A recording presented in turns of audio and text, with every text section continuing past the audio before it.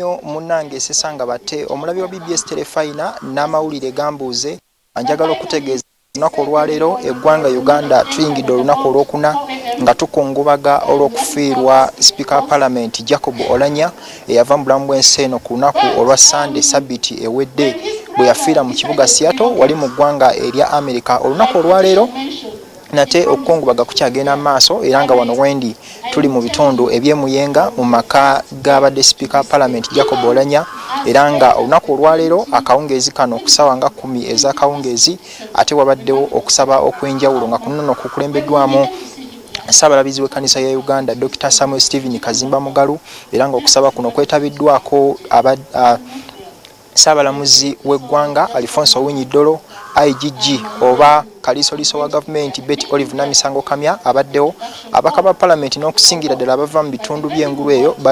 babaddewo mu kusaba kuno ab'enganda saako n'emikwano gy'omugenzi beetabye mu kusaba okwakawungeeza ku lunaku olwaleero. Okusaba kuno Ssabalabirizi w'ekkanisa ya Uganda Dr. Samuel Stephen Kazimba Mugalu asoose kugugumbula parliament olw'okuba nti mu kiseera kino eri mu kukola kakuyege w'okulaba nga efuna anaddira speaker Oulanyah Mbigere. Agamba nti ekintu kino si kirungi era ayagala speaker yenna agenda okuddawo asooke kulaba nga parliament ekola ennongoosereza muteeka oba mu kawaayiro akakugira parliament okugenda okumaaso okukola emirimu gy'okuteekateeka okuziika speaker abeera avudde mu bulamu bw'ensi nga tebannaba kulonda speaker mulala yenna. Ssabalabirizi agamba nti ensonga eno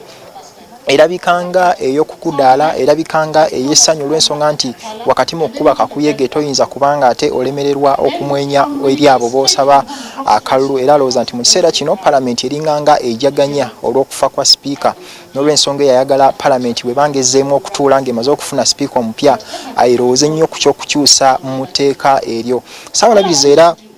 asaasidde nnyo ab'enganda z'omugenzi saako n'eggwanga lyonna okutwaliza wamu olw'okuba nti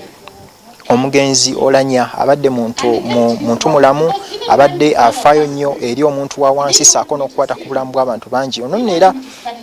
atenderezza nnyo okuba nti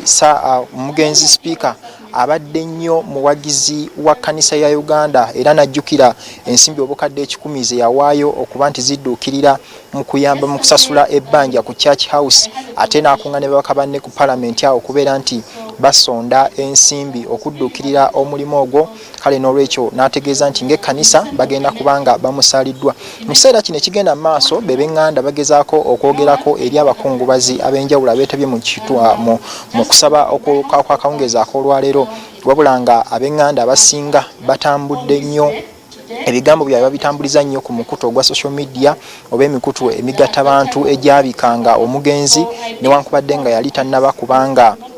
ava mu bulamu bw'ensi eno. Bano nno bagamba nti enkola eno si nnungi era tebasanyusizza olw'ensonga nti emirundi mingi bagezezaako okubanga baagala okubaako essala ze basindikira omuntu waabwe okuba nti assuuka obulwadde obadde bumugoya kyokka ate oli aba akyasaba agenda okutunula ku mukutu omugatta abantu nga kuliko obubaka ate obubika omugenzi. Kino tekibasanyusizza ate era nga waliwo n'abantu ab'enjawulo naddala abo obulamu bwabwe nga bukwatiddwako omugenzi mulimu bazze aweerera nabo bazze ne babaako bakabawa ate n'abantu abalala bonna era enteekateeka zikyagenda mu maaso. Bangi bakyayogera bangi bakyawo baka bwabwe kyokka nga bangi bagamba nti basubiddwa nnyo omukwano ogwo gwabadde abalaga saako n'ebyo byabadde abakolera mu bulamu bwabwe okulaba nga bukyuka era ne beeyama nti bagenda mu maaso n'okuba nti batambuza omukululo gwalese okulaba nti tebamuswaza. N'olw'ensonga eyo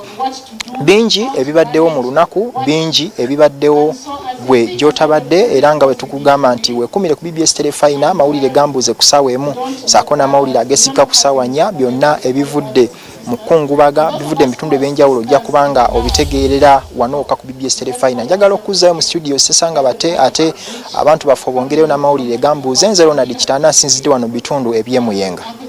Webale nnyo Ronald Kitanda okubanga otuusizaako embeera nga bwe badde ali muyenga mu maka ga Jacob Oulanyah g'abadde asulamu nga bwakutegeeza